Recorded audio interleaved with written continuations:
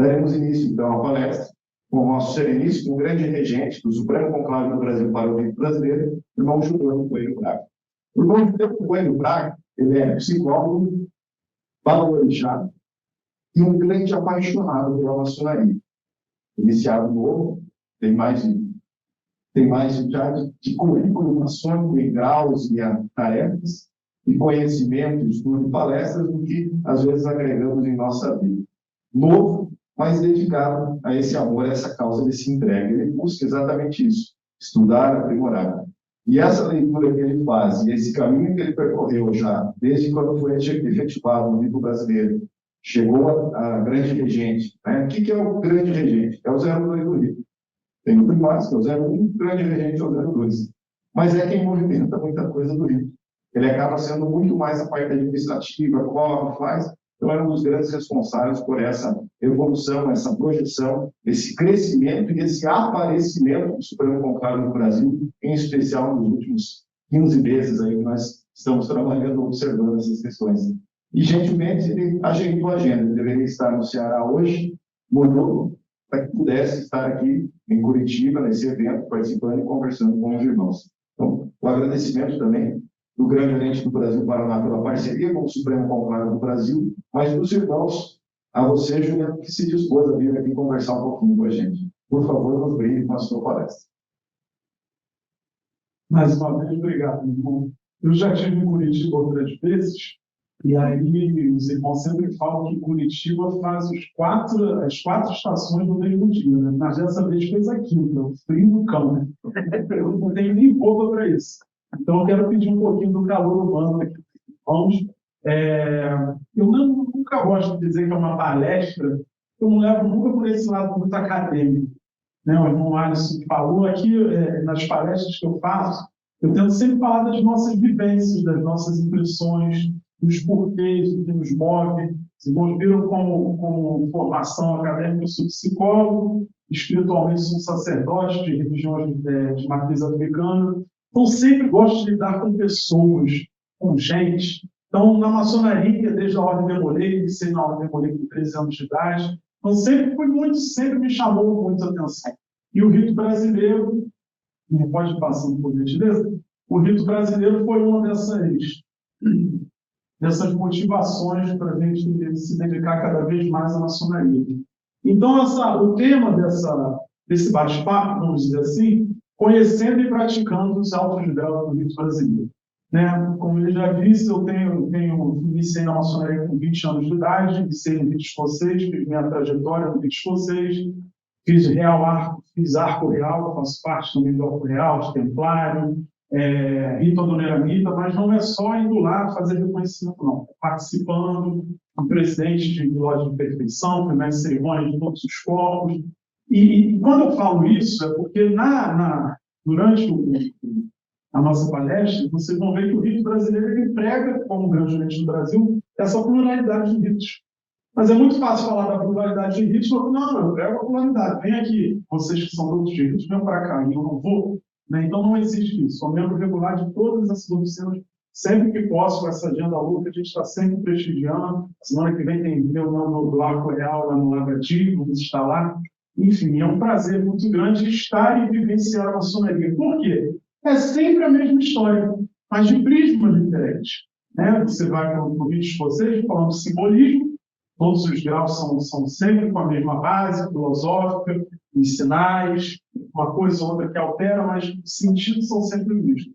E os ritos nada mais são do que isso. São visões, porque eu não conheço nada diferente da maçonaria do que tornar feliz a humanidade e o aprimoramento do caráter maçônico, do ser humano. Então, essa questão eu passo muito rapidamente, só para a gente começar, de forma simples, o que é rito, né, o conceito, um conjunto de cerimônias que usualmente se praticam numa religião, numa seita, numa organização. Pode passar. O que é ritual? O conceito é um livro que contém os ritos estabelecidos por uma religião, uma organização, uma forma de executar uma cerimônia. A liturgia, o conjunto das formas, palavras, gestos, na realização e utilização de cada um dos ofícios, dos sacramentos, dos ritos, e os graus filosóficos, né? Assim, e esse é um ponto muito importante, assim como a Constituição de Anderson rege os graus simbólicos, as grandes constituições promulgadas em 1786 por Frederico da Rússia regem os graus superiores. Eu quero dizer com isso, o rito brasileiro, ele tem ele sai do rito escocês, né? Vou falar um pouquinho mais para frente. Então, toda a base administrativa, toda a forma administrativa, inclusive o cobridor do grau 1 ao 33, é o mesmo do rito escocês. E Frederico da Rússia foi quem organizou a questão dos Supremos Conselhos, quando diz que só haverá um Supremo Conselho regular por reino, que organiza toda aquela tradição de loja de perfeição, capítulo, cadastro, consistório. Então, é daqui que a gente começa essa formação, até para o entendimento do que é uma oficina-chefe de livros. Pode passar. Uma oficina-chefe de livros, conceito. É o órgão, instituição administradora, portadora dos arcanos, ou seja, os segredos, né, as questões particulares, a filosofia do rito, detentora dos direitos de uso sobre a propriedade intelectual. Então, a maçonaria, quem é o dono da maçonaria? Não tem, eles dominam tudo. Mas o rito tem um dono. E quem são os donos desses ritos? São as oficinas-chefes. Quem é dono do rito escocês é o Supremo Conselho do Rito Escocês. Quem é o dono do rito brasileiro é o Supremo Conclave do Brasil. Quem é o dono do rito Adoniramita é o Excelso Conselho da Maçonaria. Enfim, hoje nós temos outros, esse é outro ponto. Mas a oficina-chefe do Arco Real está ligado aos Grandes Orientes através do Supremo Capítulo do Arco Real, do Real Arco. Enfim, todo rito, com exceção do Schroeder, tem uma oficina-chefe. Porque é essa oficina que vai tratar sobre as questões da filosofia, de como é praticado cada um desses ritos. Muitas das vezes, nos graus simbólicos, pode passar, muitas vezes nos graus simbólicos, não se abarca toda a informação do rito. E aí, cada uma dessas oficinas, elas vão celebrar nos países que a maçonaria é muito plural. No Brasil funciona de uma forma, nos Estados Unidos de outra, na Inglaterra de outra. Então, ela funciona de forma muito plural. Como funciona o Supremo Conclave? Aonde ele trabalha, nos países onde ele trabalha, ele celebra tratados com as potências simbólicas tribulares. Ou seja, aqui no Brasil, em 27 de julho de 1978, foi feito um tratado com o Supremo Conclave do Brasil. E esse tratado do Supremo Conclave entrega ao Grande Oriente do Brasil o direito de funcionar como rito brasileiro, administrando os graus 1, 2 e 3. E o grau 4 em diante é por oficina-chefe. E assim acontece com todos os demais ritos. É claro que nesse tratado tem especificações diferentes. Por exemplo, os irmãos vão ver que no rito brasileiro, não sei como funciona nos demais ritos, mas no rito brasileiro está escrito no tratado. Toda vez que a administração, o grão-mestre, estiver em alguma oficina do rito brasileiro, ele vai estar paramentado como grão-mestre. Por quê? Ele não é a pessoa, ele é a instituição. Então, ele vai paramentado daquela forma institucional de grão-mestre, uma sessão de grau 33, uma sessão de grau 4. Da mesma forma, está no nosso tratado que o soberano grande primaz, qualquer pessoa que esteja representando ele por ato, estando em qualquer loja simbólica da jurisdição daquela potência, pode entrar paramentado com as suas insígnias. Então, não se assustem se chegar numa loja simbólica e tiver um irmão de manto, de barrete, por força desse tratado. Assim como nos próprios rituais do Grande Oriente do Brasil, está escrito que os delegados de rito podem visitar as oficinas simbólicas paramentadas como tal. Para justamente ter essa divulgação do rito, né, vamos dizer assim. E aí, indo direto para o Supremo Conclave, falar um pouquinho antes do rito brasileiro. Aqueles que quiserem mais informações, nós temos o nosso site www.supremoconclavebrasil.com.br. Lá tem um trabalho de mais de 50 páginas, com cópias de atos, decretos, porque o rito brasileiro, diferente dos demais, ele tem uma particularidade. Ele é o único rito, que eu saiba, que foi fundado dentro de uma potência simbólica. Né? Em 23 de dezembro de 1914, o irmão Lauro Sodré, que era o grão-mestre geral do Grande Oriente do Brasil, ele assina um decreto criando o rito brasileiro.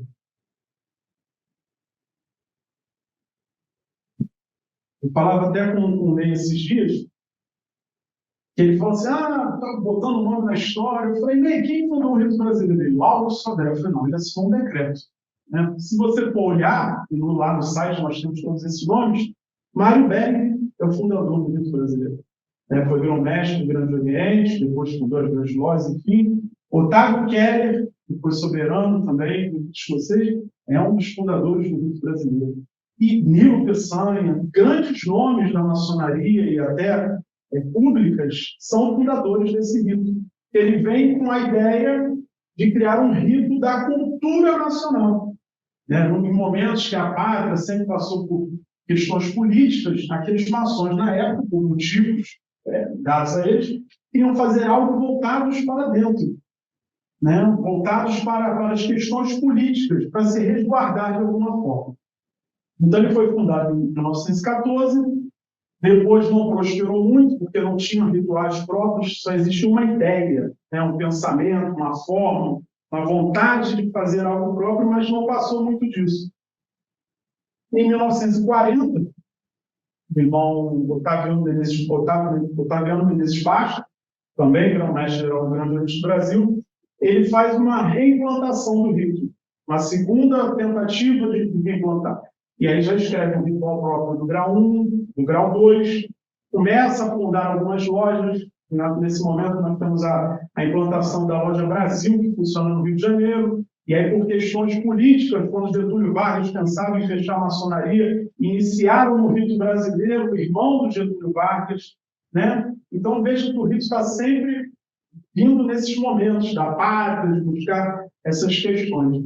Mas também não logra muito êxito. Por quê? Não tinha oficinas técnicas, não tinha uma constituição própria, não tinha uma identidade, uma personalidade. E aí também começam aquelas questões de brigas dentro do Grande Oriente, e eles ali fecham novamente. O Álvaro Palmeira é desligado do Grande Oriente do Brasil, o Otaviano Menezes Bastos também é desligado do Oriente do Brasil, saem, fundam outras potências, e só depois, em 1960, retornam ao seio do Grande Oriente do Brasil, trazendo essa potência com todas as lojas, as lojas que se desligaram e mais outras lojas que foram fundadas, eles trazem novamente para o seio do Grande Oriente do Brasil.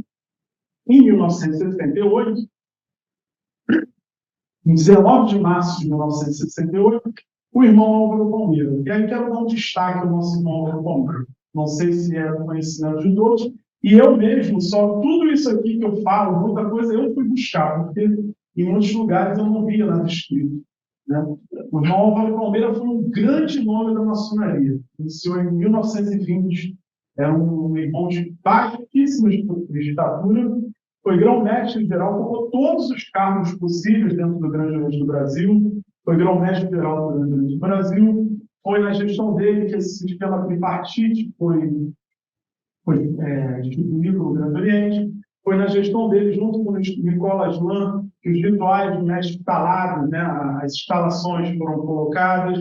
Foi o irmão que teve o início da mútua maçônica, enfim, vários feitos.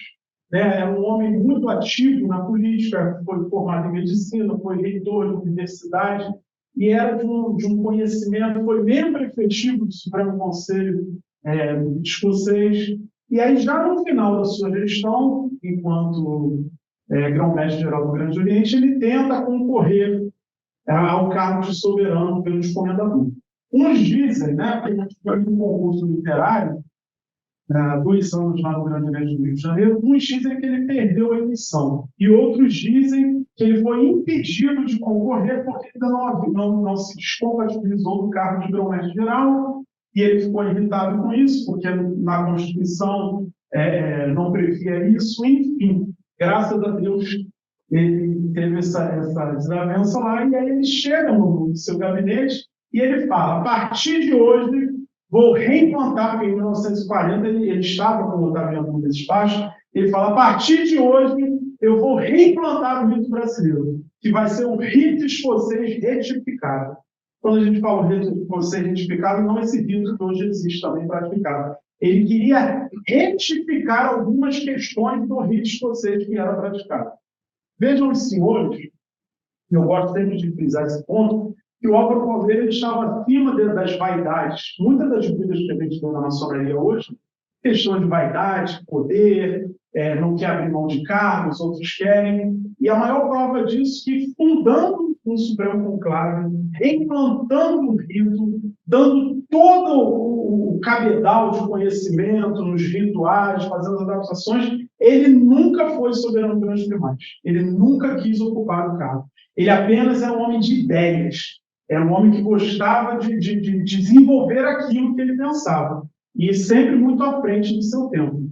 Então, a data marcante é 19 de março, ele vai e reimplanta o rito brasileiro, a data que a gente comemora, né, anualmente, porque ficou marcado, e desde então ele funda nessa data o Supremo Conclave do Brasil, que tem essa data de nascimento, 19 de março, mas reimplanta o rito. E ali ele reescreve os rituais do grau 1, 2, 3 e todos os graus do grau 4 ao 33.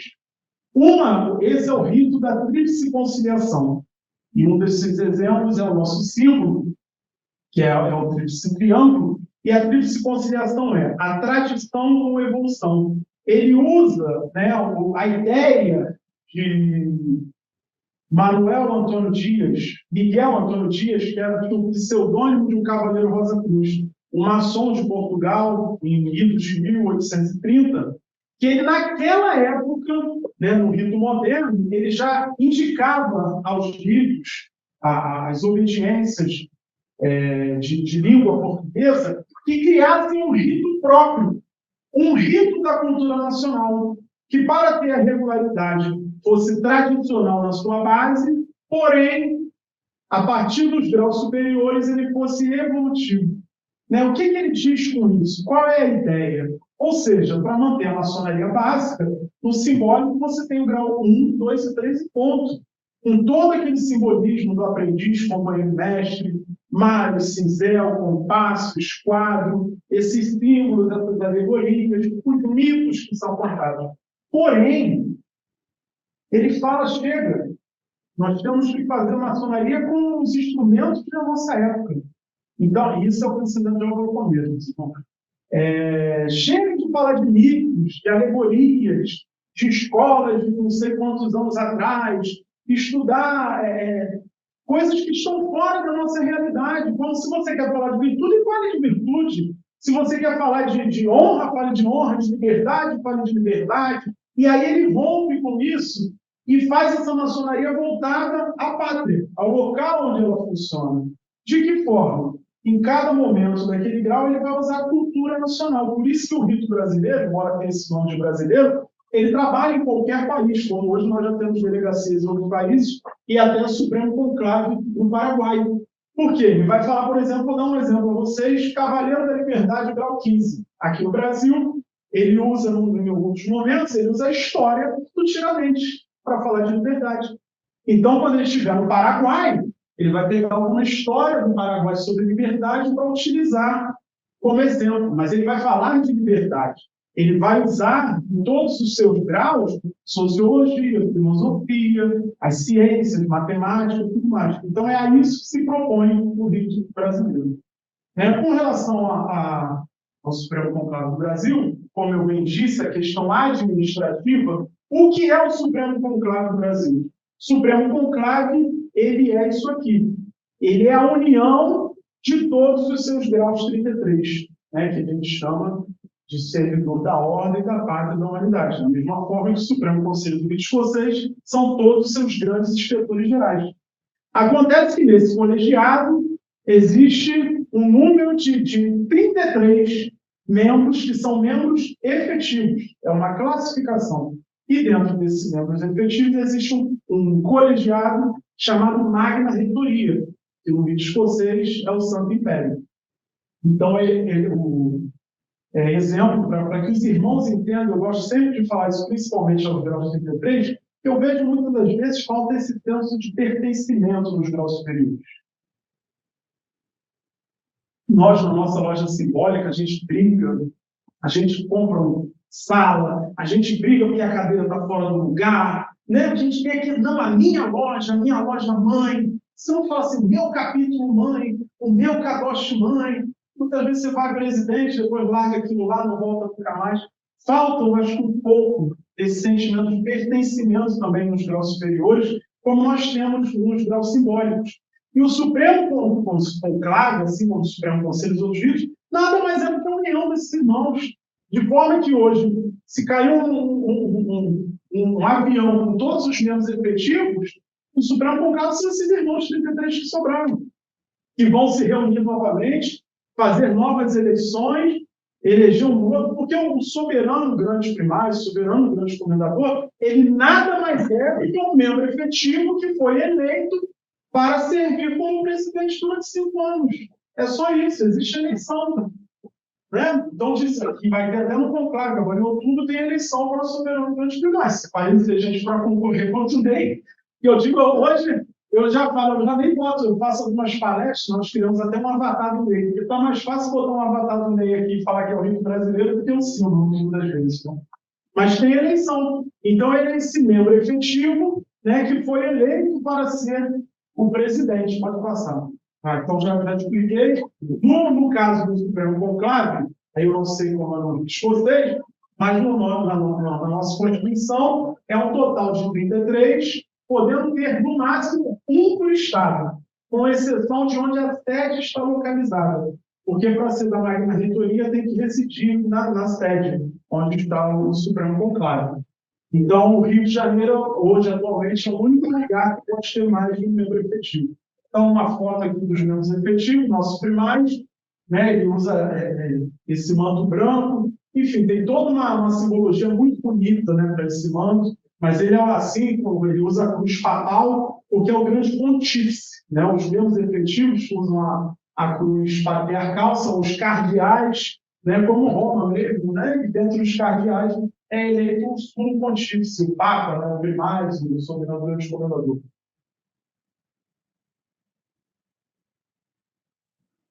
Então, como eu já falei, então aqui a Magna Reitoria, que é a parte organizacional, né? A parte administrativa. O presidente é o primário, o vice-presidente é o regente, o segundo vice-presidente é o grande orador, nós temos o secretário, tesoureiro, chanceler e chefe de gabinete.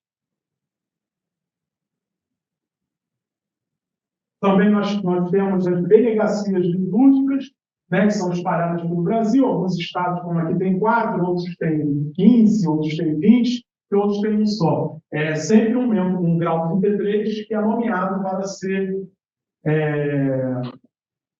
ser delegado litúrgico. E as nossas grandes oficinas é o sublime capítulo. Antigamente nós tínhamos loja complementar, que é do 4 ao 14, o capítulo Rosa Cruz do 15 ao 18, e aí há 10 anos isso foi juntado num corpo só, e aí é o sublime capítulo. Nós temos o Grande Conselho de Cabóis Filosóficos, que são os graus de missionários, e o Colégio do Alto Colégio, seria o consistório dos vocês. Então, nos sublimes capítulos, nós vamos tratar das virtudes morais. O pensamento de professor, de filósofo, totalmente voltado para uma pedagogia. O Álvaro Palmeira ele queria criar um servidor da ordem da paz e da humanidade. Vejam os irmãos dos títulos. Né? Ou seja, você não chega lá e você está pronto para poder ir ao trabalho. Então, ele faz essa caminhada utilizando essa ferramenta de, no sublime capítulo, você tratar das virtudes morais, do grau 4 ao grau 14. Aí fala o mestre da descrição, mestre da lealdade, da franqueza, da verdade, coragem, justiça, tolerância, prudência, temperança, probidade e perseverança. E a partir do grau 15 são os graus de cavaleiro. Mas aí como é que acontece? Né? Eu vim do grau de vocês. Então a gente pega lá aquele ritual, com muitos símbolos, com muitas alegorias, muitas instruções, e aí você pega o ritual do grau 4 tons desse tamanho. E eu ficava doido, demolei, adoro uma ritualista, eu vejo fumaça subindo, porque eu gosto de Farias, fala assim, gente, o rito brasileiro é o modo brasileiro, é o jeitão brasileiro de fazer maçonaria. Maçom adora ser grau 33. Se não for grau 4, sou grau 33. E às vezes você não, eu sou KT, né? Eu sou super excelente mestre, que aí em outros ritos falam, não, o cara quer ser 33, vamos lá. O cara gosta de acender vela. O Ney, eu comprei umas velinhas agora, que vocês vão ver no 33, super prático, bonita, a vela fica balançando. Não, tem que ter vela, senão não é maçonaria. Está no ritual. Está no ritual do rito brasileiro, nos gracimóides, que tem que ser vela, não pode ter tecnologia. No rito da tradição da evolução, está lá que não pode ser luz elétrica, tem que ser vela. Então, esse é o jeito do maçom. É o jeitão do maçom fazer maçonaria. É claro que você não vai tomar um samba, não vai tomar uma feijoada, justamente a reunião que muitos pensam que é assim, não, existe seriedade, muita seriedade. Mas é a sua forma de fazer. Eu sempre brinco muito, você vê mais ou menos o perfil dos irmãos, né? Nós vamos lá nos graus ingleses, vamos lá. Eu também fico assim, eu gosto muito de lá, aí você tem que ficar. Você chega na torneira, você abraça, quase recebe um santo. Porque o cara está todo espiritualizado, ele vai lá, né? Você chega lá no rito americano, o cara já vai de calça jeans, que é só botar o avental, e é isso. E está tudo bem. É maçonaria, cada um a sua forma. O meu não é melhor que o seu não é melhor que o meu. Né? Todo mundo ajoelhou, fez o mesmo juramento, segue a mesma obediência, as mesmas leis. Então é isso. Então esse é o jeito daqui do rito brasileiro fazer. Por quê? Você vai numa formação. Então o que me inculcava? Eu acostumado com aquele jeito lá, falei, cara, tem alguma coisa errada. Não pode. Só chegar ao resolver, não vir calar. Aí vai para o latim, ao dívida. Mas é só isso. Aí fui ler Álvaro Palmeira. O que o Álvaro Palmeira queria? Verdade. Você senta, lê, os irmãos dormem. Eu sempre nem falei aqui, não. Eu falo assim, olha, eu gosto de fazer palestra com silêncio, para não atrapalhar o sono do irmão do lado. Eu gosto de um silêncio no auditório, porque é um desrespeito, o irmão está cochilando durante a palestra que você está falando. Então, meus irmãos, me causava espécie, acostumado lá no rito escocês, eu pegava a moral do dogma, traduzia, falava, e aí no rito brasileiro, aquele como, aí eu para comer e falo lá. Ver, ouvir e calar. E aí, como é que é isso na sua vida? Como é que é na sua? Porque um é filósofo, outro é professor, outro é... Todo mundo tem algo a acrescentar. E é esse rito do debate. E você pegar direto ali o produto para levar para sua casa, levar para sua família, para o seu trabalho. É um rito, é um jeitão do brasileiro. E aqui e ele fala, ele tem documentos que eu vou mostrar, ele fala, chega de lenda, chega disso. Quando eu quero ser escocês, eu vou na minha gravata preta, minha comendo, vou lá. Quando eu quero New York, eu vou. O Ney vai. O Ney, o pessoal fala, não, Ney, se você chamar o Ney para a primeira comunhão, ele vai. Se você chamar para... mas é lógico que tirei. Ele fala, eu vou, não entendo não, mas eu vou. O Ney vai. Nós somos assim, nós vamos. Mas no rito brasileiro, tem que ser brasileiro. Não tem aqui de falar, meus amados irmãos. Amado é a maneira disso. Aqui é respeitável, irmão. Não tem isso, porque cada um tem a sua beleza. A gente entra cantando, a gente sai cantando, né? Você chega numa toleramita, tem a cadeia de união, tem um momento de incensar. É ótimo, é válido. Mas tem que ter a pureza de cada um, porque senão é uma torre de Babel. E aí a apresentação é essa: você chega lá, vê o ficar. Você acabou de ser mestre. Você atinge a plenitude de direitos. Eu sempre brinco muito, não sei se tem aprendiz aqui, companheiro, então, cara, a exaltação, o nosso Beltez é a maior sacanagem que faz. Eles te chamam para ir para uma festa, né? Mas hoje vai ser a plenitude, tu chega lá, acontece aqui, porque está sendo gravado, está tudo preto lá, perderam o negócio principal, tem gente morta, que festa é essa, né? Então, ou seja, tem mais alguma coisa além daquilo ali. Né? E aí aqui nos graus. Então, você chega aqui no grau, vê, no grau 4, vê, ouvir e calar. Eu falei, caramba, agora que eu podia falar com o mestre, está mandando o calar de novo. Por quê? Aqui já é mestria superior.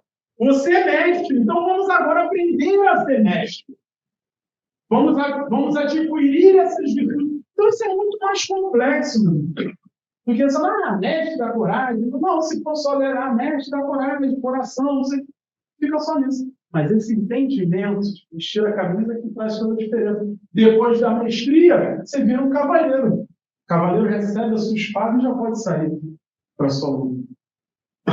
E aí ele vai entrar no grau 19, no grande conselho de Kadosh filosófico. Meu irmão, isso aqui me traz muita tristeza às vezes. E sempre tem uns irmãos desprovidos de elegância e falam assim, mas os graus de vocês são muito engraçados, missionários. Engraçado por quê? Engraçado porque você não conhece. Né? Engraçado porque você não sabe o que é, o que representa. Talvez se a gente for ver nos outros vídeos, tem muito nome aí estranho que eu conheço, nem por isso eu estou rindo, quero saber. Né? Aí você vira um missionário. Por quê?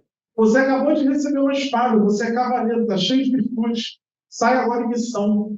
Sai agora em missão, por quê? São os graus da doutrina social. E aí você vai ser um missionário da agricultura, da pecuária, da indústria, do comércio, do trabalho, da economia, da educação, da organização social, da justiça social, da paz, da arte, da ciência, da religião e, finalizando, da filosofia, missionário da filosofia. Tem como não entender as questões da sua pátria, da sua cultura, se você passar por cada um desses, olhando para onde o rito brasileiro está funcionando. Volto a dizer, quando você abrir lá de agricultura, ele vai chegar lá na questão da agricultura há milênios atrás, dizendo como é que começou, da vaquinha que pegou, ele conta essa história toda, até chegar onde ele estiver. Então você vai ter um alto conhecimento, né, das doutrinas sociais.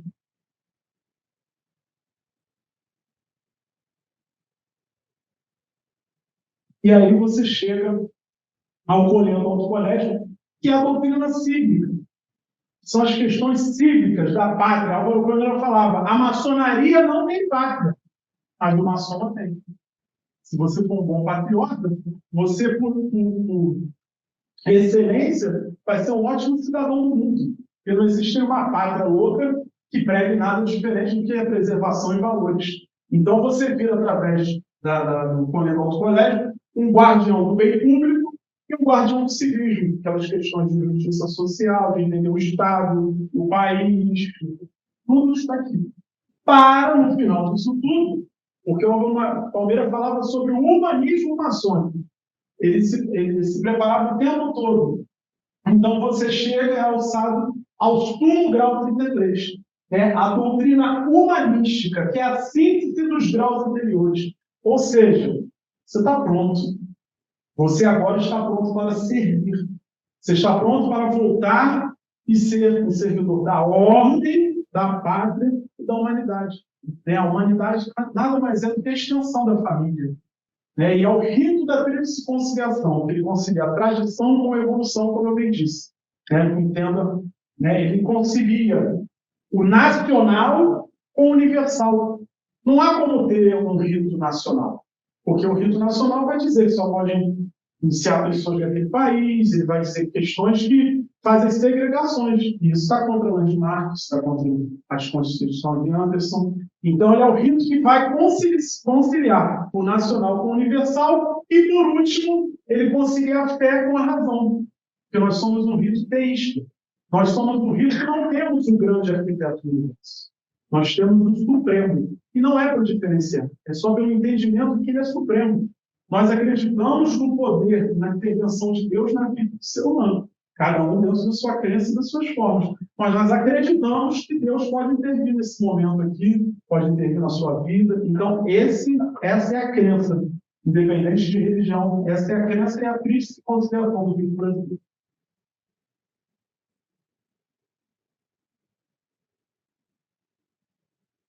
E aí, o Álvaro Palmeira, ele tem vários documentos, nós temos vários documentos, todos esses documentos, temos uma revista periódica doutrinária chamada O Semeador, fazendo alusão à semeadura, e aí ele tem os documentos do rito. Ele tem o Semeador, que nós reeditamos e estamos também, todo mês a gente está lançando o Semeador com novas informações. Porque o rito, pela evolução, ele pode mudar. A pátria, a cultura que nós tínhamos há 50 anos atrás, a gente não está bem diferenciada.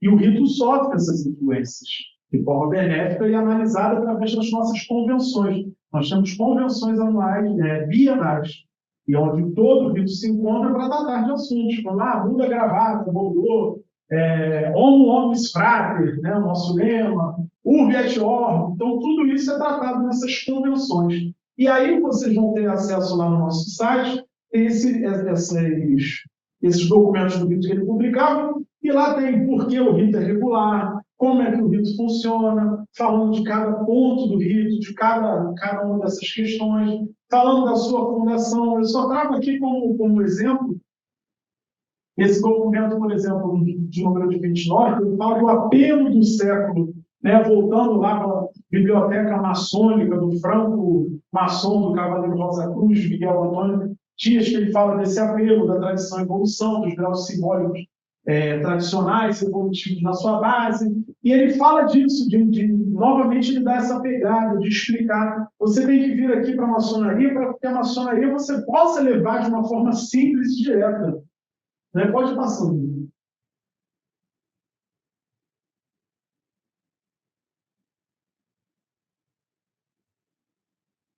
Esse pouquinho.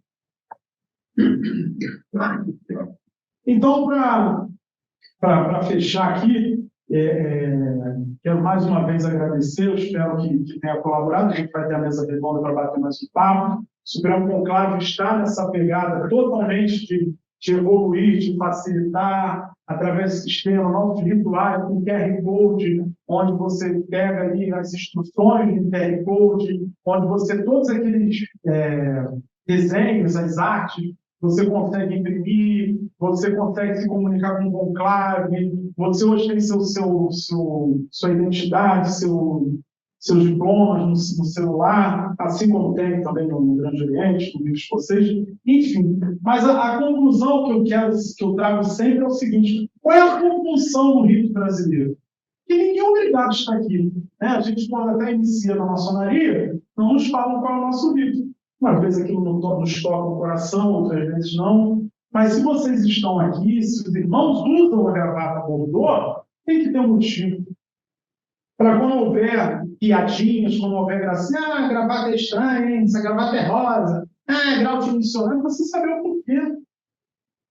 E às vezes não é nem para achincalhar aquele irmão, não. É ignorância. Né? O que é o ignorante? É aquele que tem uma opinião formada sobre um assunto que ele não conhece. Então, para a gente defender, a gente precisa amar. Eu tenho certeza que vocês estão aqui hoje porque vocês amam a maçonaria. Não tem, na quinta estação, que é frio do campo, você sai dentro de casa, deixar tudo a fazer, está aqui para ver o regente, sempre tão estilo, não é nem bonitinho, mas não tem. É porque vocês gostam da maçonaria, vocês querem aprender, querem vir aqui trocar alguma coisa. Então, qual é a sua função no rito brasileiro? Porque aquilo que eu disse no começo, só prospera se tiver isso. Você está com a sua esposa há quanto tempo? Às vezes já não está mais aquela paixão, mas está no amor, no sentido de estar ali no casamento. E assim é. Né?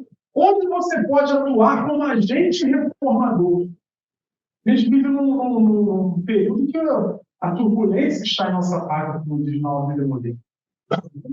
Onde nunca foi tão necessário ter os conceitos que não é só o rito brasileiro, não. O rito brasileiro ele só dá uma lupa em cima, mas a maçonaria prega. Então nunca foi tão fácil ser maçom, porque você tem um campo de atuação aí maravilhoso. Você tem um campo de atuação na sua própria família, tratando de assuntos. Você tem um campo de atuação na sua profissão, você tem um campo de atuação no seu campo religioso. Então, aonde você pode ser maçom? No modinha que você dá ao outro. Meus irmãos, eu sou psicólogo. O que a gente encontra no consultório é cada dia mais, sabe? O ser humano está passando assim, de um limite que eu não sei onde vai chegar. As pessoas vivem num momento tão acelerado, tão egoísta. Eu vou dar um exemplo de que alguém já deve ter passado. Você chega para o lado, rapaz, meu dia hoje foi horrível, saí de manhã, meu carro, e o meu? O meu já saiu de manhã, o cara já está mais chovendo, já está falando dele. Ninguém ouve ninguém. Eu fui fundar um capítulo há 3 meses, tem um grande irmão lá no Rio de Janeiro, Heitor Celestino, um militar da aeronáutica, e tal, falando muito bem, e é sempre muito prático, pragmático, as pessoas falam. Ele falou 42 minutos. Eu já estava desesperado ali, tem alguma coisa errada comigo. Mas ele falou, ele foi lá em cima, ele voltou, ele falou de vida, e no final ele falou: desculpem eu me alongar, mas eu precisava desse momento. Eu estou com 78 anos, meus filhos não falam comigo, meus netos não têm tempo para mim, minha esposa não tem mais paciência, e aqui com meus irmãos é o único lugar que eu tenho. Cara, olha só, isso não é ser maçom? Você pelo menos ouviu, irmão, cara, não vou botar aqui todo mundo para falar 42 mil, pelo amor de Deus, Pedro. Mas vamos ver isso, a gente fala muito uma utopia, e às vezes está aqui do nosso lado e a gente não faz a nossa parte. Eu falo no Demolei, quando eu sou Demolei, eu vivi a minha vida toda ouvindo os filhos chegarem lá, porque o jovem é o futuro da nação. Aqui é o país unido, tá? O Brasil é o país do futuro, a ordem Demolei é o futuro da nação. As nações estão cagando no futuro da nossa maneira. Desculpa o termo. Porque quase ninguém faz nada. E é claro, Demolei é jovem, faz besteira, já fiz ali, né? Mas, cara, tem que ter a gente ali para falar, tem que ter a gente para fazer. Olha a maçonaria brasileira, é diferente. A maçonaria brasileira trouxe a família para dentro dos tempos. É fraternidade, é Estrela do Oriente, é arco-íris, é Demolei, é alto. Cara, vamos atuar, vamos fazer, né? E a maçonaria, meus irmãos, é utopia ou você que está aqui se enganando? E com isso eu fecho. Porque muitas das vezes é isso. A maçonaria é uma utopia? Será que a gente passa ali horas e horas? Quanto tempo você tem de maçonaria? Eu tenho 37 anos. Eu tenho 42. Eu sou Dom Pedro I, eu sou Dom João VI, eu sou Dom Pedro II. Mas e aí? Será que é só para ostentar medalhas? Né? O que a maçonaria está fazendo por você? Porque, gente, a pessoa realizada, ela não trabalha vendo o outro, ela quer ver. Então, muitas das vezes, nem o irmão está realizado, porque ele vai para a loja, ele implica, ele arruma problema. Olha, eu ia para a loja, uma loja simbólica, eu parei de ir. Passaram 30 minutos discutindo lá na ordem do dia se os promonóficos da festa ia ser de frango ou de carne. Eu falei assim, eu dou 300 reais, pago os dois e vou embora para casa. Porque, meu irmão, ninguém tem mais tempo. Alguém tem tempo aqui para perder? Não tem. É essa mania de WhatsApp, é tudo. Que é isso? Antigamente era com fumaça, depois passou por minuto de recado, depois passou pelo correio, por e-mail, agora é instantâneo. O Ney já está sabendo aqui tudo que eu estou falando, né? Entendeu? Então eles estão tentando ninguém tem mais tempo, então vamos ser pragmáticos. Aí lá tem uma grande invasão, está tendo uma grande invasão na maçonaria. Claro que vai ter. Você pega lá um catedrático, você pega lá grandes homens da sociedade que estão trabalhando, chega lá numa sessão para ficar vendo um ritual, muitos, me desculpem, mas muitos nem lêem o ritual direito, não se preparam antes para aquilo que vai ter. Então, como é que pode ser atrativo? É caro, porque maçonaria a gente paga tudo. Paga para respirar, paga para ouvir gente falando, paga para tudo. Tem sempre uma taxa de alguma coisa, de mudar de grau, a taxa do almoço, a taxa de... Cara, a gente está... que é isso? Então é isso, meus irmãos. Vamos fazer essa maçonaria. Maçonaria é felicidade. Maçonaria é leveza. Maçonaria é um momento de encontro. E mais do que tudo, para finalizar, a primeira pergunta que se faz em maçonaria, em qualquer lugar do mundo, em qualquer rito, em qualquer país, é se você é maçom, daquela forma. Né? Não vou falar porque está sendo gravado. Mas pergunto, né? Você é maçom? E a resposta qual é? Eu uso avental. Eu boto o terno preto. Não. Dizem que vocês dizem que eu sou. Então eu não sou. As minhas atitudes vão fazer com que outras pessoas reconheçam a minha condição de maçom. E aí, o que você está fazendo, então? Para ser reconhecido pelos seus irmãos, pela sua família, pela sociedade. Muito obrigado e bom dia a todos.